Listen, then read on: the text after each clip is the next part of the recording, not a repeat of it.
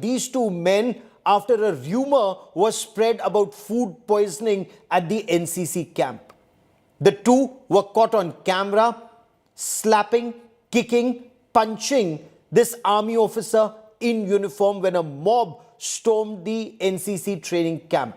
But politics is also escalated on this issue, and the Pinarayi Vijayan government in Kerala is in the line of fire. The Bharatiya Janata Party has come down heavily on Chief Minister Pinarayi Vijayan, who's also the state home minister, on the law and order situation in the state. BJP leader and former union minister and former MP Rajeev Chandrasekhar has sought the strictest possible action against the accused. He insists he'll be tracking this case and he will approach courts in case the Pinarayi Vijayan government resorts to appeasement politics in Kerala. He said, and I quote, "Hamas is given red carpet treatment in Kerala, but men in uniform are assaulted," unquote.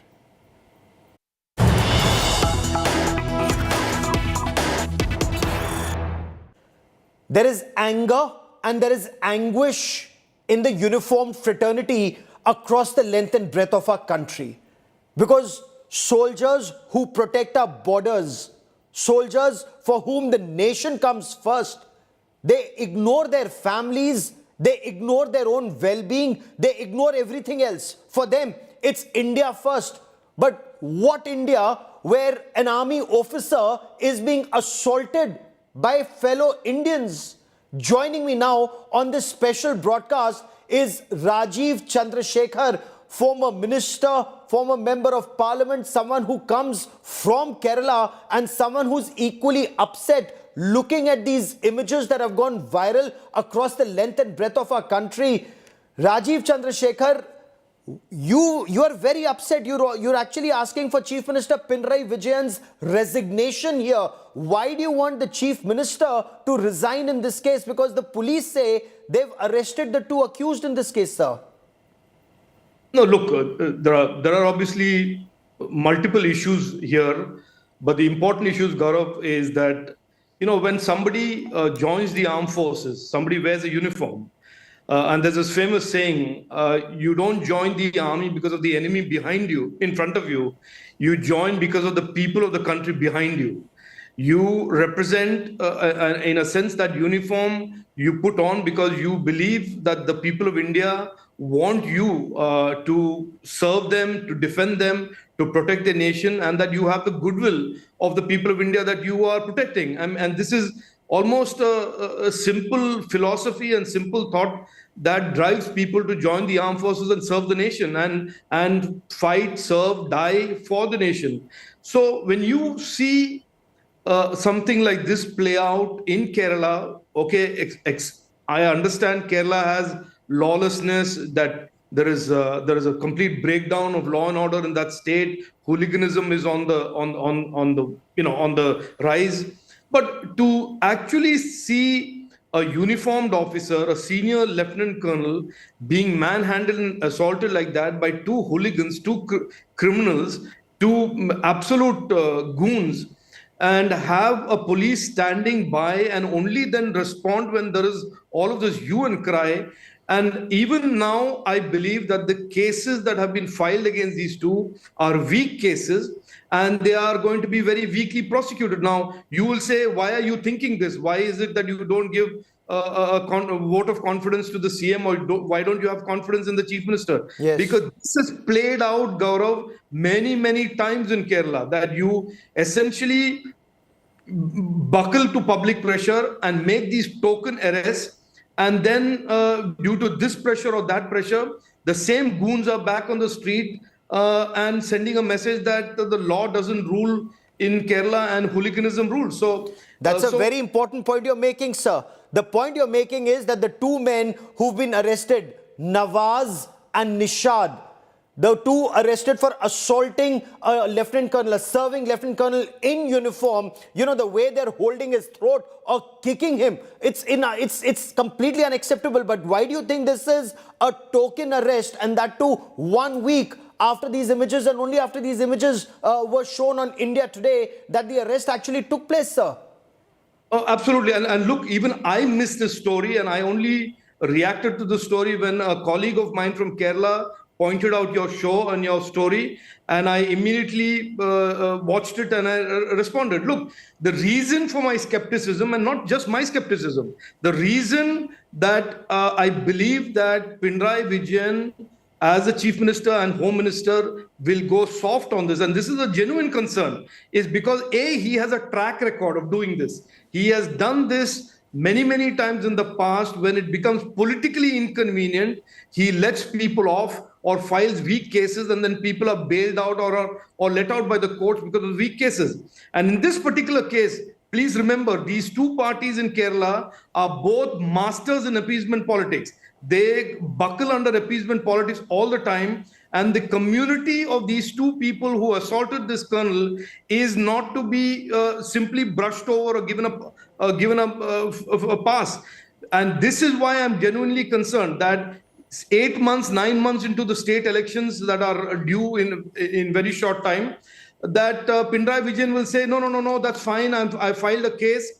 And then a month later, when everybody has forgotten the story, these two jokers and these two goons will be back on the street pretending this whole thing never happened, and absolutely not regretting or not being able to be held to account for what they did. So I am very clear about one thing, Gaurav. Okay. Regardless of what Pinarayi Vijayan does or not, we will stay the course on this and will make sure that this is robustly prosecuted. And if any police officer thinks that he can do this, push it under the carpet thing because the chief minister has given a wink and a nod, the police officer may want to think again.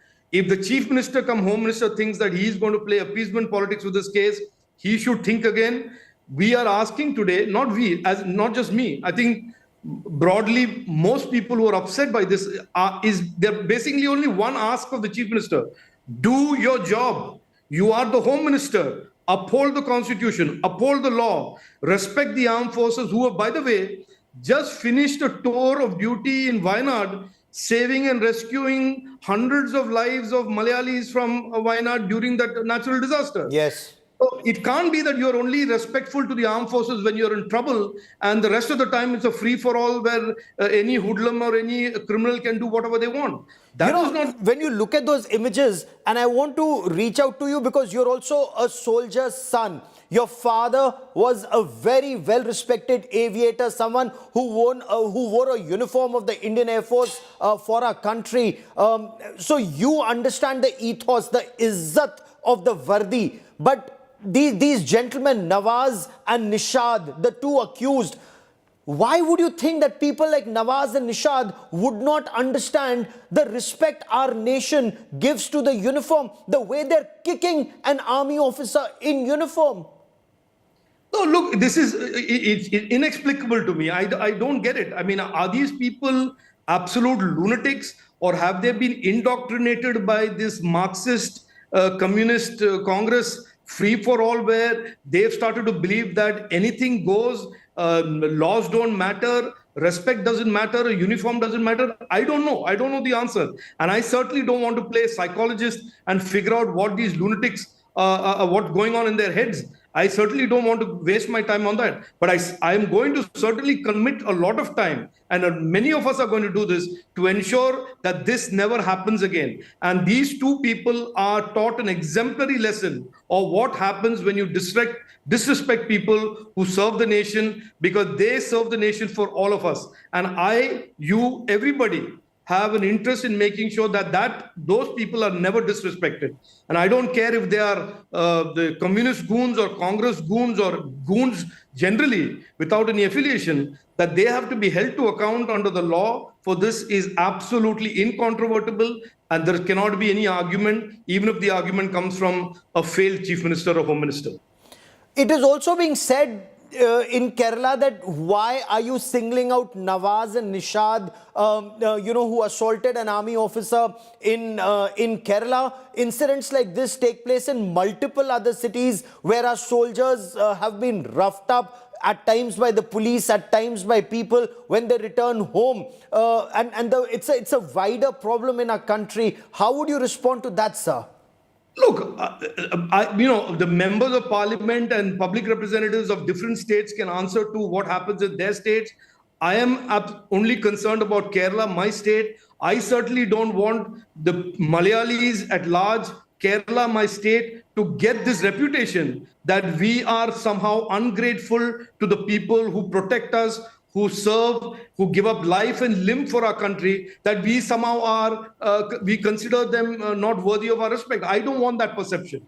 And I am certainly clear in my mind that to a large majority, Malayalis and Keralites, we respect the armed forces. Lot of our uncles, brothers, cousins, and family members serve in the armed forces, have served in the armed forces with great distinction. And therefore, this instance cannot be given a pass, cannot be allowed to just go by. We have to send a message that this is not representative of our community, our state, and the Malayalis at large in Kerala. We have to send a message that we respect our armed forces.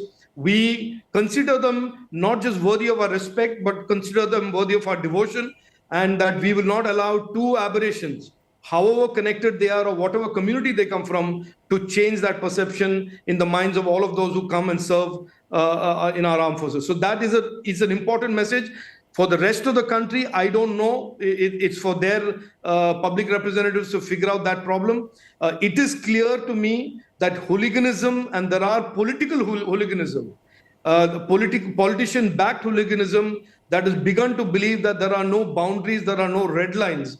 And sometimes they play out in disrespecting the police, sometimes they play out in disrespecting the armed forces, sometimes they play out in disrespecting IAS officers.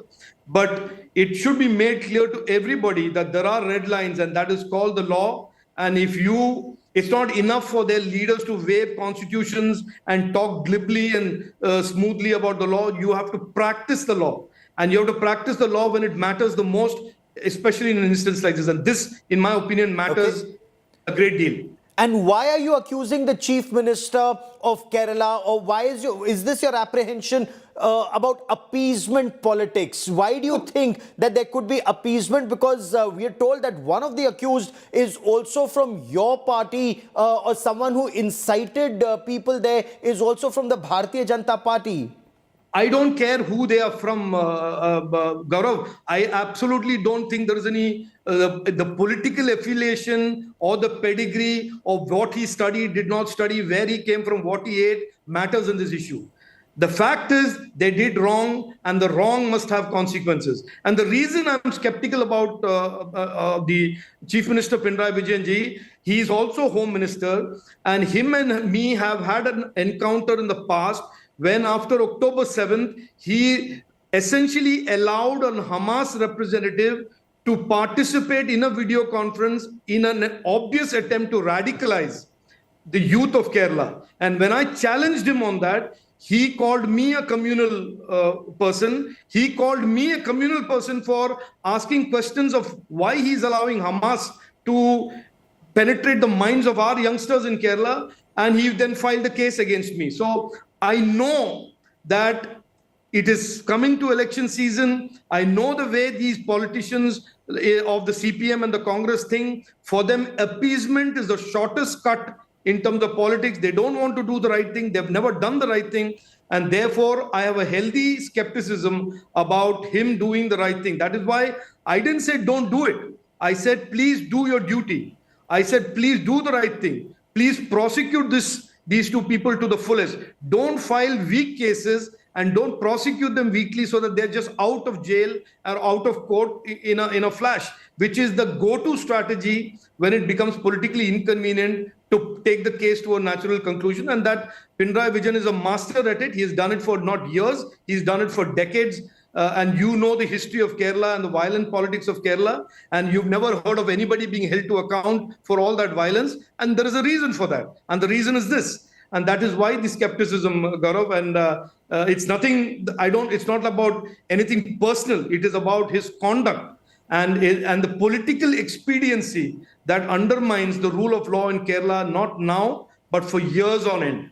You know, what you point out is actually alarming, that somebody from Hamas which is seen as a radical Islamist terrorist organization, which was involved in the October 7 terror attacks in Israel.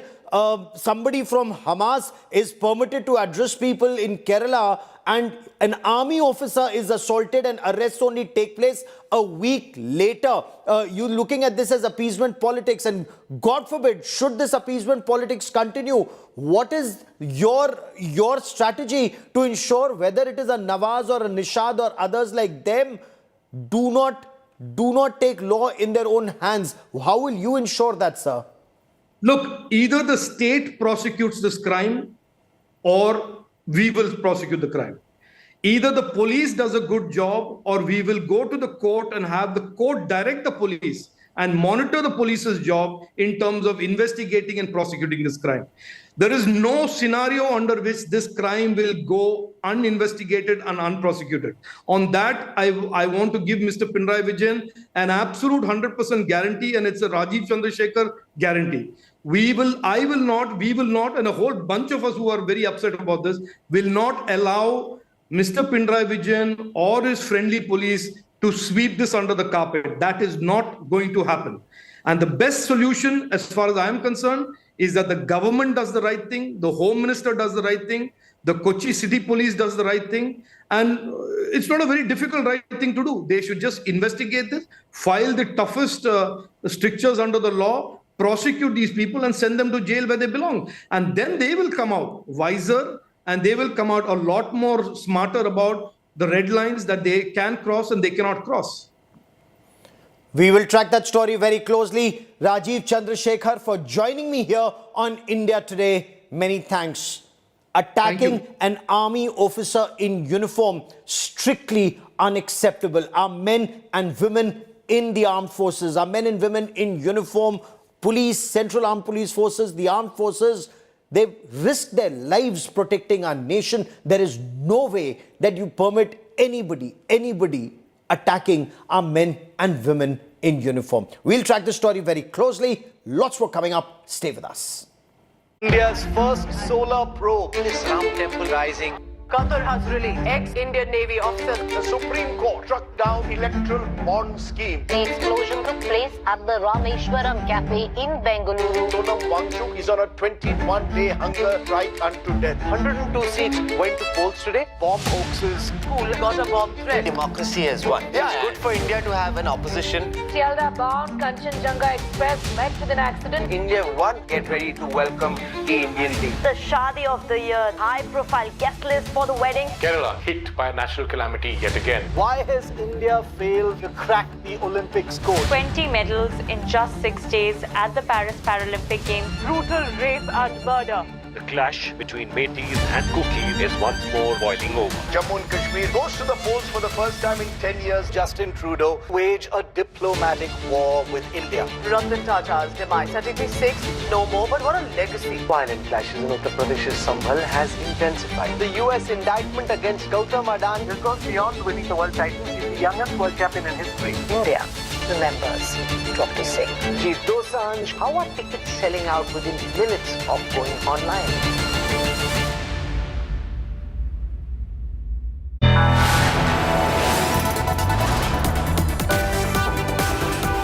You are watching India Today.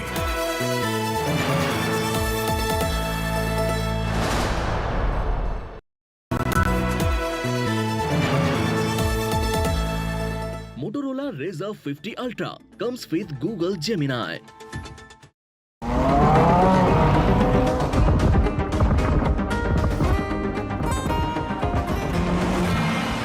ज़माने से हटकर बेबाक है मेरा signature finest cardamom seeds, a premium product from Dilbar Group. Hey Google, how do I do a wing liner?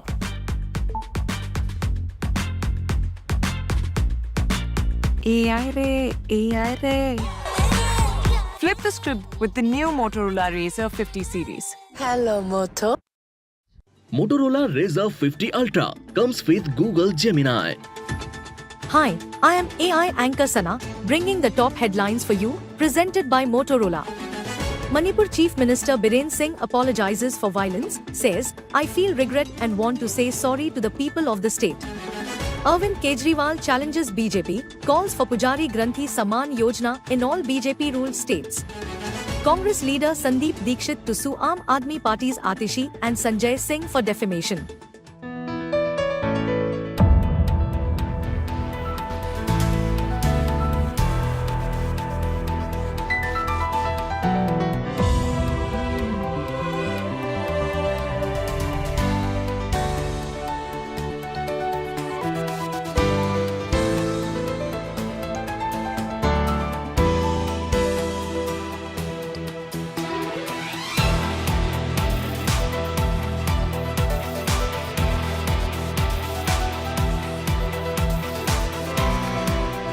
The turning points that inspired the nation.